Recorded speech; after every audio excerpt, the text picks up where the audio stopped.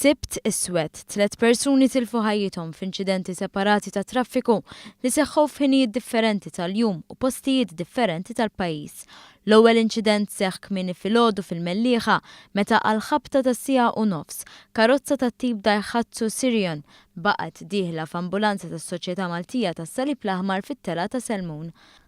Passiġġier li kien fid-dajħazzu tilef ħajtu fuq il-post fil-waqt li 7 oħra ddaħlu l-isptar biex xufier tal-karozza jiddaħħal f'qagħda kritika. Jirriżulta li s-sewwieq tal-karozza barrani ta' madwar 20 sena tilef il-kontroll tal-vettura u qasam għal fuq il-karreġġija tal-oħra fejn seħħ impatt qawwi mal-ambulanza.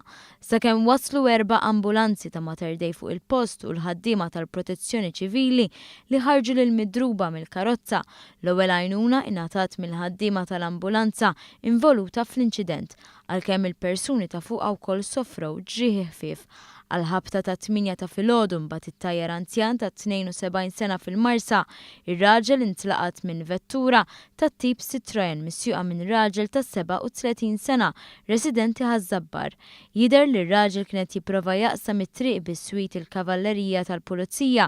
Fuq il-post kien hemm ħafna dmija taħt il-karozza involuta fl-inċident biex imbagħad l-anzjan ġie ċertifikat mejjed wara li ttieħed l-isptar Mater Dei.